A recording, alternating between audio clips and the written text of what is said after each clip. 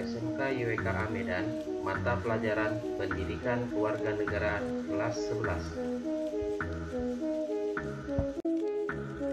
Assalamualaikum warahmatullahi wabarakatuh. Pada pertemuan kali ini kita akan membahas mengenai kasus pelanggaran HAM. Simak baik-baik materi pada video ini ya. Kompetensi dasar. Harmonisasi hak dan kewajiban asasi manusia dalam perspektif Pancasila. Indikator pencapaian kompetensi yaitu mengidentifikasi penyebab pelanggaran hak asasi manusia, menganalisis kasus pelanggaran hak asasi manusia di Indonesia.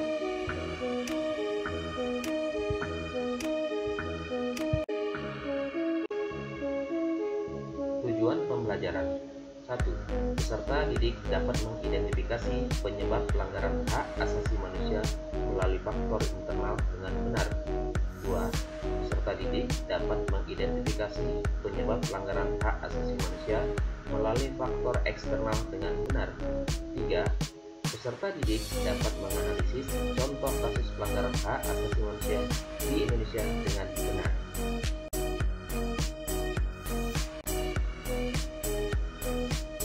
Adapun peta konsep, kasus pelanggaran hak asasi manusia terdiri dari dua bagian. 1. Penyebab pelanggaran hak asasi manusia, faktor internal dan faktor eksternal. 2. Kasus pelanggaran hak asasi manusia di Indonesia. Mari kita mengingat materi sebelumnya. Menurut Profesor Dr. Noto Nagoro, hak adalah kuasa untuk menerima atau melakukan sesuatu yang semestinya diterima atau dilakukan melulu oleh pihak tertentu dan tidak dapat oleh pihak lain manapun juga yang pada prinsipnya dapat dituntut secara paksa olehnya.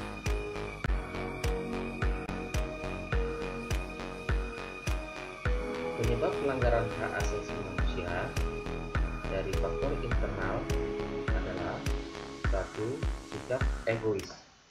Sikap ini akan menyebabkan seseorang untuk selalu menuntut haknya, sementara kewajibannya sering diabaikan.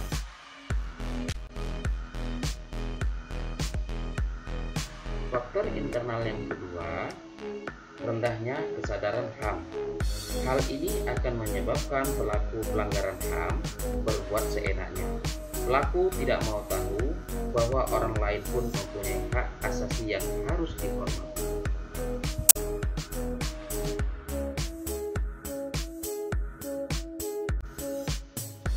Selanjutnya, faktor internal yang ketiga, sikap tidak toleran. Sikap ini akan menyebabkan munculnya saling tidak menghargai dan tidak menghormati atas kedudukan atau keberadaan orang lain.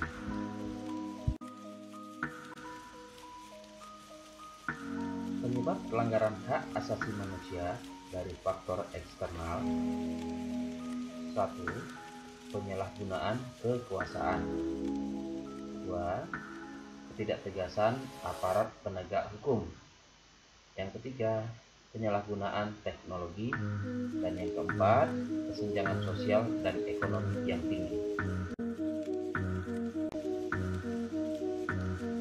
Kasus pelanggaran HAM, pasal 1 angka 6 nomor 39 tahun 1999 tentang HAM bersifat berat, terdiri dari pembunuhan massal atau genosida, pembunuhan sewenang-wenang atau di luar putusan pengadilan, penyiksaan, penghilangan orang secara paksa, dan perbudakan atau diskriminasi yang dilakukan secara sistematis.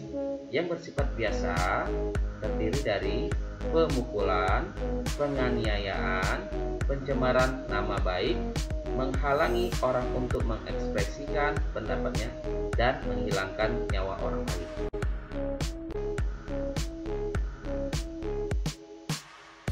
Adapun peristiwa besar pelanggaran HAM di Indonesia yaitu peristiwa Tanjung Priok, kasus Marsina,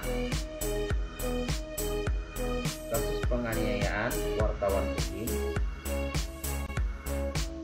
peristiwa penculikan aktivis politik, tragedi Trisakti, kasus-kasus lainnya seperti di dalam keluarga, sekolah, dan masyarakat. Penerapan nilai karakter YWKA yaitu jadilah pemimpin yang tidak bersikap egois, peka terhadap kesadaran HAM, memiliki sikap toleransi, tidak menyalahgunakan kekuasaan, serta bijak dalam menggunakan teknologi. Dengan menerapkan nilai karakter YWKA, Ananda dapat terhindar dari pelanggaran HAM. Demikian materi pada pertemuan ini, semoga bermanfaat. Wassalamualaikum warahmatullahi wabarakatuh. Terima kasih.